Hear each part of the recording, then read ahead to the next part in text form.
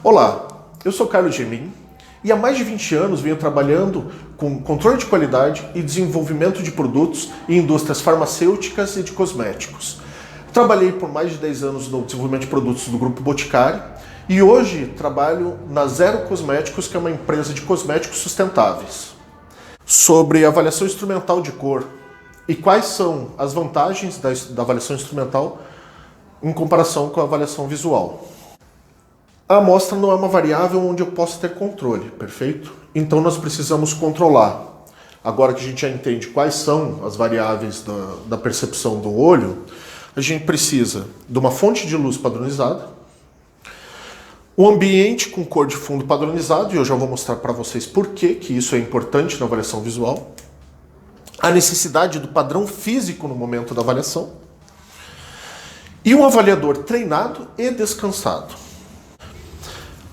Essa imagem é uma imagem clássica sobre balanço de branco em câmeras fotográficas ou o controle da fonte de luz. Isso aqui é uma imagem visualizada sobre uma luz fria, ou seja, uma luz mais azulada, e essa é uma imagem visualizada numa luz considerada a luz padrão, que é o D65. Olha a diferença das imagens. Por exemplo, se o teu controle de qualidade fosse disso aqui, aqui você estaria vendo ele com mais vermelho, mais roxo, e aqui com azul mais claro. E isso é interessante, apesar de toda essa imagem ser azulada, o teu objeto de interesse aqui, ele vai para o roxo. Então, a gente precisa ter uma fonte padronizada. Dois avaliadores, ou o mesmo avaliador avaliando sobre essa luz e sobre essa luz, diriam que essas cores são diferentes, e elas não são. Segundo ponto que a gente precisa é o fundo, e eu acho que essa imagem aqui traz muito claro. Na ligação aqui, as cores são as mesmas desse X, mas ele é percebido de uma forma completamente diferente. Porque o fundo faz com que a gente enxergue aqui ele é mais verde e aqui ele é mais azul. Porque aqui ele é mais verde o fundo e aqui é mais azul.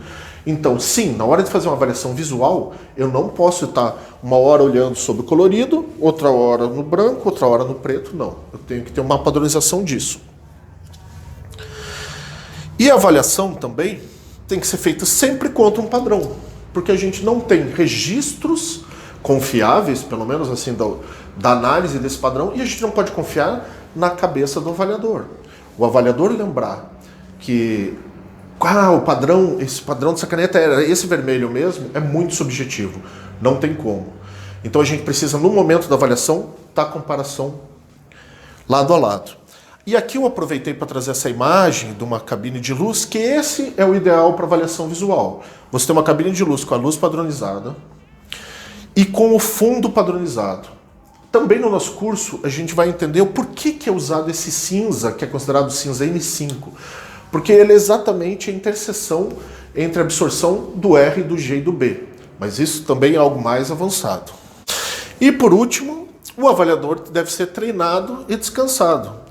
A gente perde a habilidade de avaliar e a sensibilidade do olho se você fica olhando muito tempo para a mesma coisa. As próprias células do corpo são programadas para serem desligadas momentaneamente, desativadas, para que você não fique com aquele estímulo tão grande todo o tempo. Então, a gente cansa e vai ficando menos sensível quanto mais a gente está olhando para um mesmo objeto. Então, isso é muito importante que um avaliador esteja sempre descansado, não faça avaliações uma atrás da outra por um período de tempo muito longo. E uma terceira coisa, que é a questão dele ser treinado. É muito importante, é vital que o avaliador entenda todos esses conceitos que a gente passou para vocês. Porque como funciona o olho humano?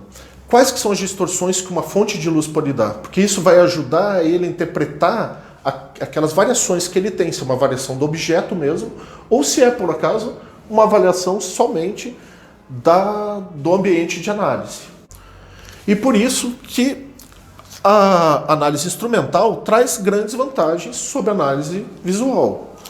As fontes de luz são padronizadas dentro do equipamento. E o equipamento ainda traz a possibilidade de calibração e avaliação da performance dessa fonte de luz durante o uso.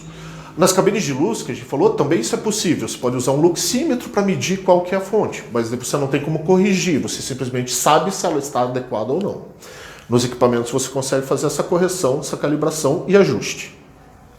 O ambiente é totalmente padronizado. A leitura da amostra vai ser sempre do mesmo tamanho, a forma de ser feita dentro daquele ambiente fechado do equipamento. O equipamento faz cálculo baseado nessa absorção das ondas RG e B, né, das coordenadas, e em outras coordenadas de espaço-cor, que também é um dos temas do nosso curso.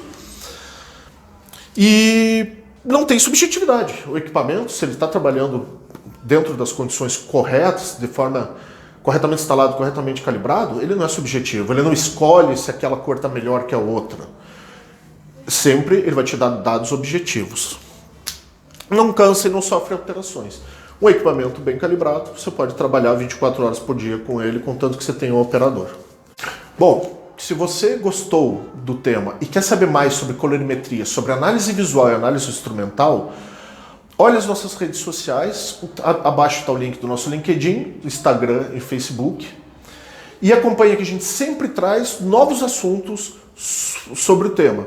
Se inscreva no canal e muito obrigado.